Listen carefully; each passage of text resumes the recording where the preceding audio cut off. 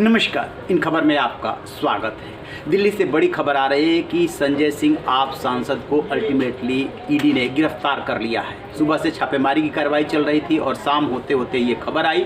दिन भर इसको लेकर के सियासत गर्म रही कि आखिरकार संजय सिंह के खिलाफ जो कार्रवाई चल रही है वो बदले की भावना से चल रही है या वास्तव में उनका उसमें हाथ है। तो आपको बता दें कि दिनेश अरोड़ा जो अप्रूवर बन गया है, सरकारी गवाह बन गया है, उसने जो है बयान दिया है ईडी के सामने कि संजय सिंह ने ही उसे मनीष सिसोदिया से मिलवाया था और आरोप यह है कि इसमें पैसे का बड़ा लेन देन हुआ था। इसी वजह से जो मनीष सिसोदिया है, पूर्व डिप्टी चीफ मिनिस्टर, वो आज के दिन में जेल में है और अब ईडी के हाथ जो है संजय सिंह की गर्दन तक पहुंच गई है। अब क्या है ये पूरा मामला, तो आपको बता दूं कि दिल्ली सरकार ने शराब नीति पूरी बदल दी थी। पहले ये गवर्नमेंट के कंट्रोल में हुआ करता था, टोटली इन्होंने इसको निजी हाथों में दे दिया। इसमें ये आरोप लगे कि साउथ के लॉबी के माध्यम से पैसे का मोटा लेन देन हुआ। लेकिन अब सबसे बड़ा सवाल ये था कि साबित कैसे हो। केजरीवाल सरकार तो कट्टर ईमानदार सरकार है, उसके सारे नेता जो है कट्टर ईमानदार है जैसा कि वो दावा करते हैं।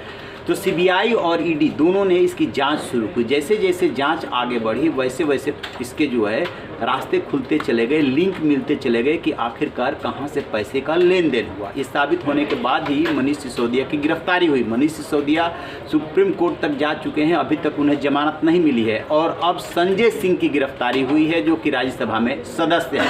क्या है पूरा मामला, सुनिए इस पे एक रिपोर्ट। नमस्कार, इन खबर में आपका स्वागत है। आप सांसद संजय सिंह के आवास पर बुधवार यानी आज तड़के ईडी ने छापेमारी की है। बताया जा रहा है कि ईडी ने ये छापेमारी दिल्ली की विवादित शराब नीति में घोटाले को लेकर के की है।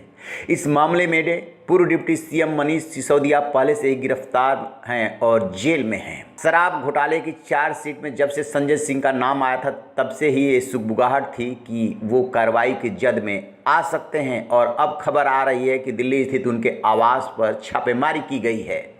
इससे पहले भी आम आदमी पार्टी के तमाम नेता जांच एजेंसियों के रडार पर आ चुके हैं। ईडी ने मनी लॉन्ड्रिंग मामले में पिछले साल मई में आप सरकार में मंत्री रहे सत्येंद्र जैन को गिरफ्तार किया था। अभी वे बीमारी के चलते सुप्रीम कोर्ट के आदेश पर अंतरिम जमानत पर है।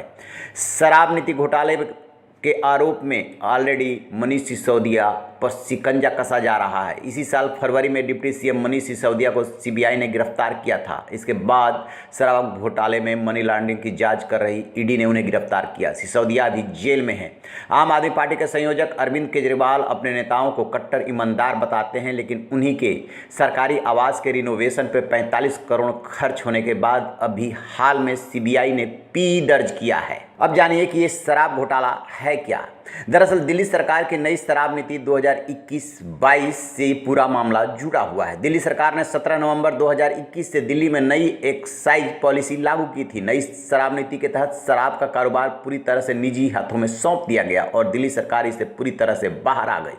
दिल्ली सरकार ने नई एक्साइज पॉलिसी लाने को लेकर माफिया राज खत्म करने का तर्क दिया। ये भी दावा किया कि इससे सरकार के राजस्व में इजाफा होगा। दिल्ली में नई एक्साइज पॉलिसी लागू हुई तो नतीजे सरकार के दावों के ठीक उलट आए। कहां सरकार ने राजस्व बढ़ने का दावा किया था और होने लगा नुकसान। सरकार की मुसीबत तब बढ़ी जब 31 जुलाई 2022 को कैबिनेट नोट में सरकार ने माना कि भारी बिक्री के बावजूद रेवेन्यू का नुकसान हुआ है। नई एक्साइज पॉलिसी लागू होने के बाद राजस्व के नुकसान को लेकर दिल्ली सरकार आलोचनाओं के घेरे में आ गई। इस नीति में गड़बड़ी का आरोप लगने लगा। केंद्र शासित प्रदेश के मुख्य सचिव नरेश कुमार ने उपराज्यपाल बीके सक्सेना को रिपोर्ट दी। इस रिपोर्ट में मुख्य सचिव ने एक्साइज पॉलिसी में गड़बड़ी के साथ ही डिप्टी सीएम मनीष सिसोदिया पर शराब कारोबारियों को अनुचित लाभ पहुंचाने का आरोप भी लगाया। दिल्ली के एलजी ने मुख्य सचिव की रिपोर्ट के आधार पर 22 जुलाई 2022 को सीबीआई जांच की सिफारिश कर दी। एलजी के सिफारिश के बाद सीबीआई ने केस दर्ज कर मामले की जांच शुरू की और केंद्रीय एजेंसी ने डिप्टी सीएम मनीष सिसोदिया को गिरफ्तार कर लिया। इसके बाद ये मामला ईडी को भी रेफर कर दिया गया। तब से लगातार सीबीआई और ईडी इस मामले में कार्रवाई कर रही है। तमाम विवाद, आरोप प्रत्यारोप, राजस्व के नुकसान और सीबीआई जांच के बाद दिल्ली सरकार ने अपने कदम बाद में एक्साइज पॉलिसी को लेकर के वापस खींच लिए थे और 1 सितंबर 2022 से पुरानी शराब नीति को ही लागू कर दिया था। लेकिन अब तो जो गड़बड़ी होनी थी वो हो चुकी है और सीबीआई ईडी के हाथ में मामला जा चुका है। लिहाजा अब संजय सिंह निशाने पर आए हैं। रहिए बेखबर, देखते रहिए इन खबर। Thank you. जैसा कि आपने सुना, ये है दिल्ली का लीकर स्कैम। जब ये जांच शुरू हो गई, सीबीआई जांच करने लगी, चीफ सेक्रेटरी ने एलजी को रिपोर्ट भेजी थी, उसके आधार पर उन्होंने सीबीआई जांच का रिकमेंडेशन किया।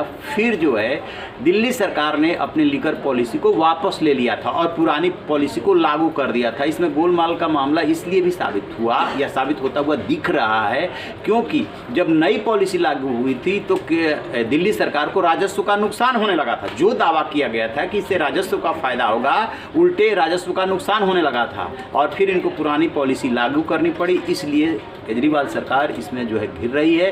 पहले मनीष सिसोदिया की गिरफ्तारी, इसके बाद संजय सिंह की गिरफ्तारी और दूसरे मामले में ऑलरेडी पहले सत्येंद्र जैन गिरफ्तार हुए थे। सुप्रीम कोर्ट के हस्तक्षेप से किसी तरीके से अंतरिम जमानत मिली है। तो ये जो है बड़ी कार्रवाई है। जैसा कि विपक्ष कहता रहा है कि अभी चुनाव से पहले और भी कार्रवाई होगी, तो उससे भी जोड़ करके विपक्ष इसे देख रहा है और साथ ही मोदी सरकार को घेर रहा है। लेकिन गिरफ्तारी के तुरंत बाद ये मामला कोर्ट का हो जाता है। इसलिए देखते हैं कि जब कोर्ट में पेश किए जाते हैं तो ईडी को कितने दिन की रिमांड मिलती है, फिर आगे क्या होता है, इस पर हमारी नजर रहेगी। रहिए बेखबर, देखते रहिए इन खबर। Thank you.